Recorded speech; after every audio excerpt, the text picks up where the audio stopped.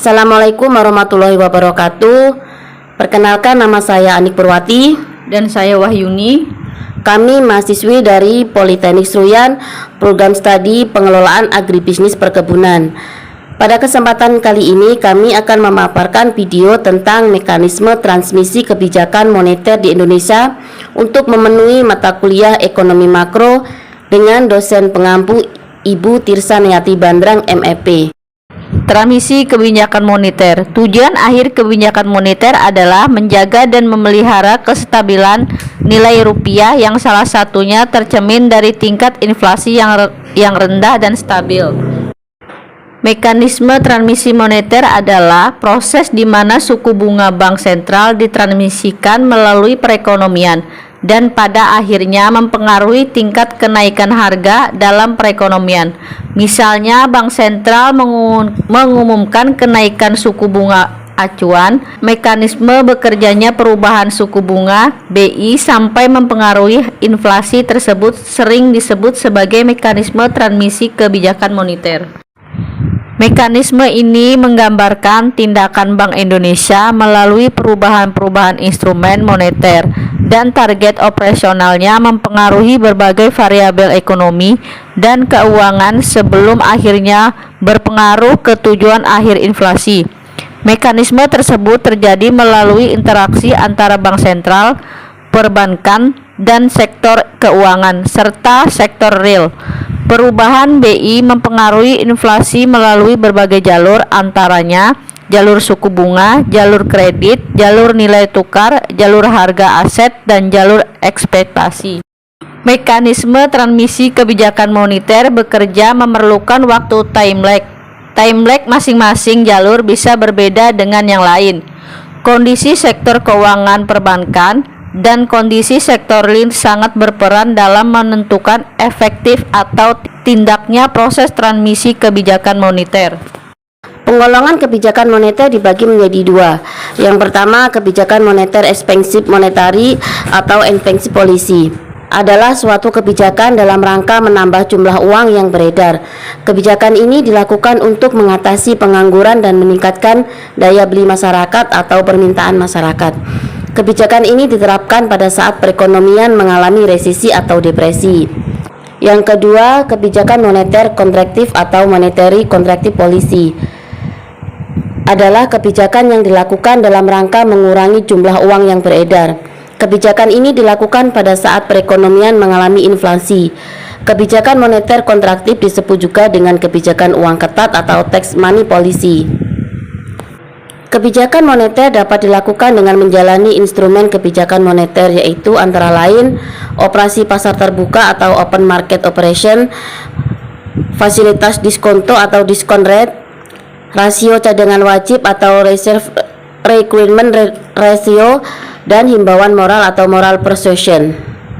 Operasi pasar terbuka atau open market operation. Operasi pasar terbuka adalah cara mengendalikan uang yang beredar dengan menjual atau membeli surat berharga pemerintah atau government securities. Jika ingin menambah jumlah uang beredar, pemerintah akan membeli surat berharga pemerintah. Namun bila ingin jumlah uang yang beredar berkurang, maka pemerintah akan menjual surat berharga pemerintah kepada masyarakat. Yang kedua, fasilitas diskonto. Fasilitas diskonto adalah pengaturan jumlah duit yang beredar dengan memainkan tingkat bunga bank sentral pada bank umum. Bank umum kadang-kadang mengalami kekurangan uang sehingga harus meminjam ke bank sentral untuk membuat jumlah uang bertambah. Pemerintah menurunkan tingkat bunga bank sentral serta sebaliknya menaikkan tingkat bunga demi membuat uang yang beredar berkurang. Yang ketiga, rasio cadangan wajib. Rasio cadangan wajib adalah mengatur jumlah uang yang beredar dengan memainkan jumlah dana cadangan perbankan yang harus disimpan pada pemerintah. Untuk menambah jumlah uang, pemerintah menurunkan rasio cadangan wajib. Untuk menurunkan jumlah uang yang beredar, pemerintah menaikkan rasio. Yang keempat, himbauan moral. Himbauan moral adalah kebijakan moneter untuk mengatur jumlah uang yang beredar dengan jalan memberi imbauan kepada pelaku ekonomi. Contohnya seperti menghimbau perbankan, pemberi kredit untuk berhati-hati dalam mengeluarkan kredit untuk mengurangi jumlah uang yang beredar dan menghimbau agar bank meminjam uang lebih ke bank sentral untuk memperbanyak jumlah uang beredar pada perekonomian. Tujuan kebijakan moneter: 1. Menjaga kestabilan ekonomi, artinya pertumbuhan arus barang dan jasa seimbang dengan pertumbuhan arus barang dan jasa yang tersedia. 2. Menjaga kestabilan harga, artinya harga suatu barang merupakan hasil interaksi antara jumlah uang yang beredar dengan jumlah uang yang tersedia di pasar. Yang ketiga, mendengarkan mata uang sebagai alat pertukaran dalam perekonomian. Selanjutnya, mempertahankan keseimbangan antara kebutuhan likuiditas perekonomian dan stabilitas tingkat harga.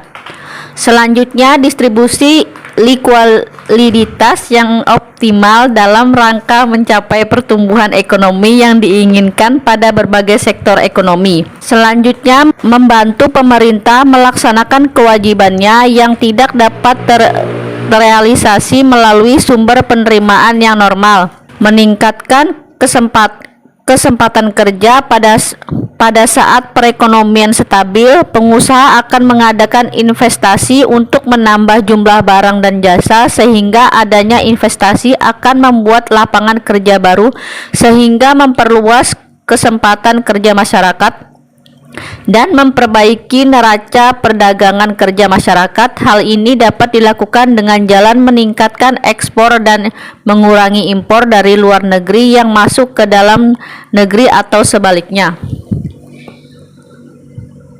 Indikator stabilisasi ekonomi. Kebijakan moneter bertujuan untuk mencapai stabilisasi ekonomi yang dapat diukur dengan 1. Kesempatan kerja, 2. Kestabilan harga, 3. Neraca pembayaran internasional.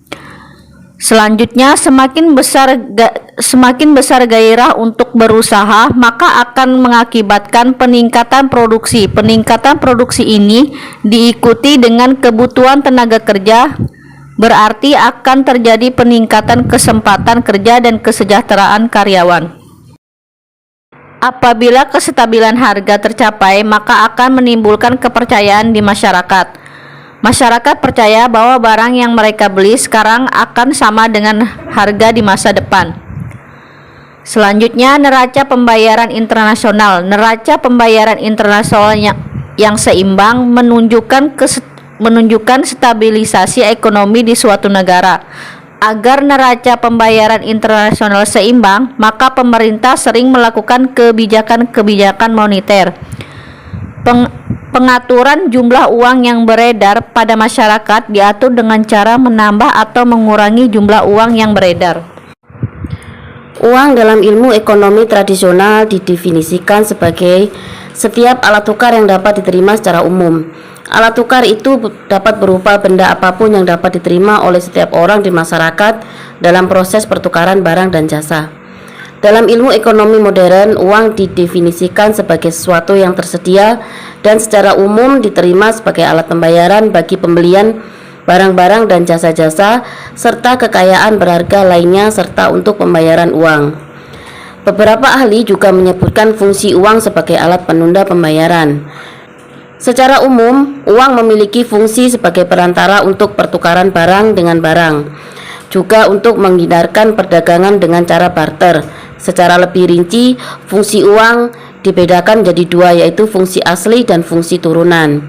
Fungsi asli uang ada tiga, yaitu sebagai alat tukar, sebagai satuan hitung, dan sebagai penyimpan nilai.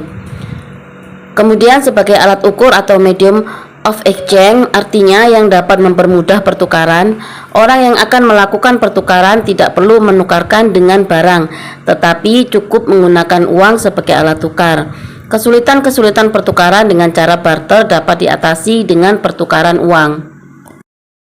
Sebagai satuan hitung atau unit of account, karena uang dapat digunakan untuk menunjukkan nilai berbagai macam barang atau jasa yang diperjualbelikan, menunjukkan besarnya kekayaan, dan menghitung besar kecilnya pinjaman.